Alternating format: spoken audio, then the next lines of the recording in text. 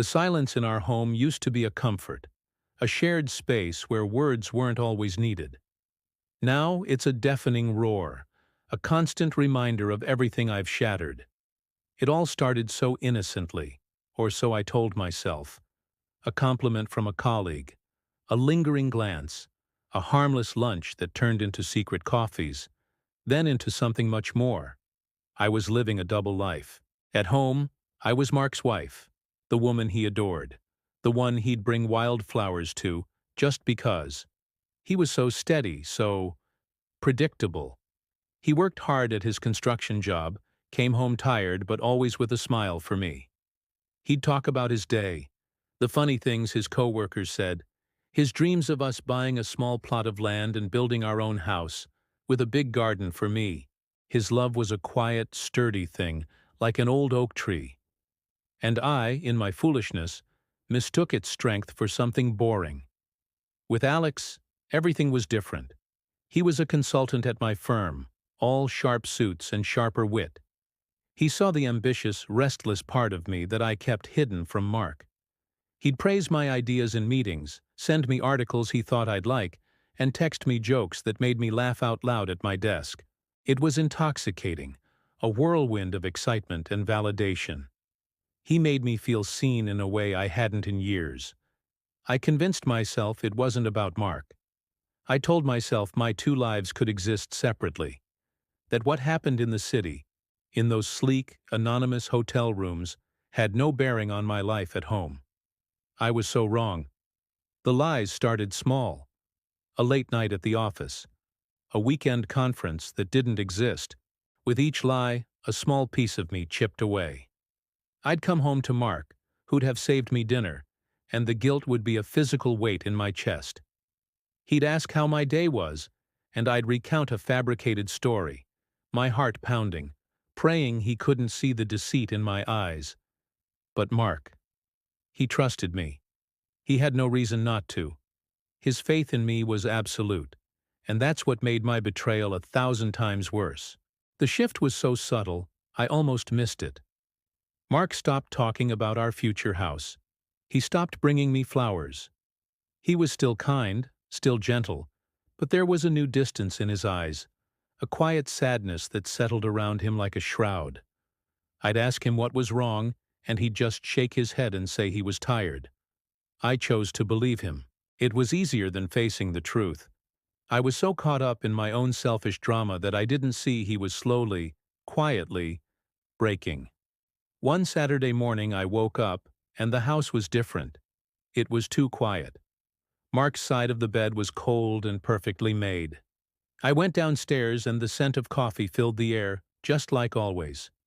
He was sitting at the kitchen table, a mug in his hands, staring out at the garden. He looked calm, too calm. It unnerved me. "Good morning," I said, trying to sound cheerful. He turned, and his eyes met mine. There was no anger, no accusation. Just a deep, profound sorrow that seemed to hollow him out from the inside. "Morning," he replied, his voice even. I made coffee.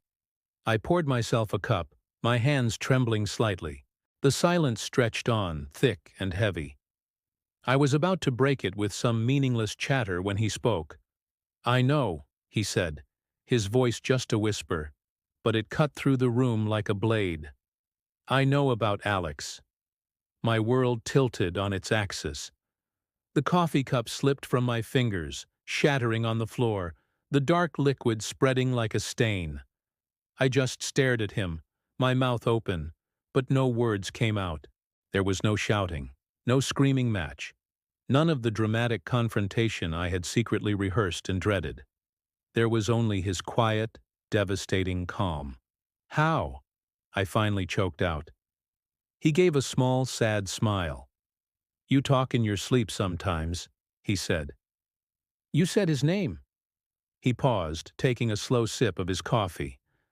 "And a friend of mine works security at the hotel you two always go to.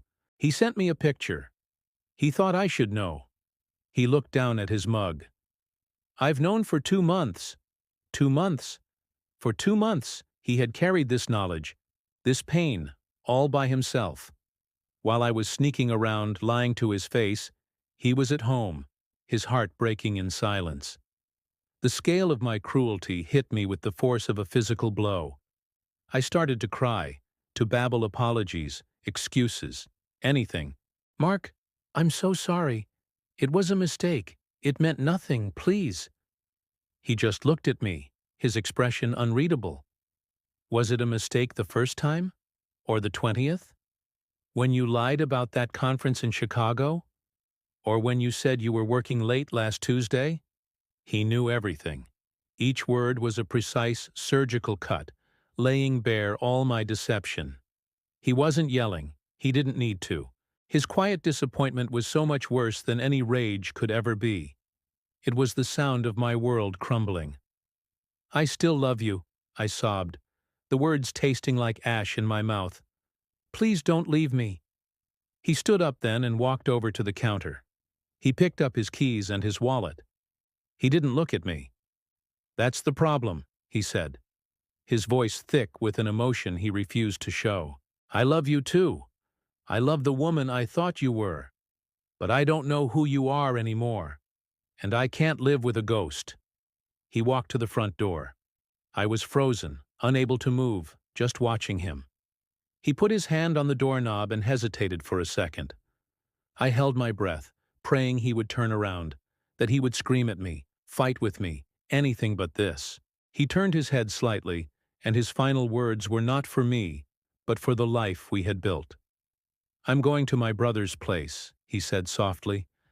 "My bags have been packed for a week. They're in the car.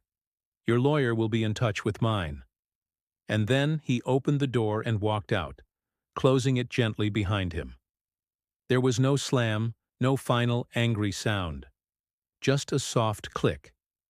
That gentle click was the loudest sound I had ever heard.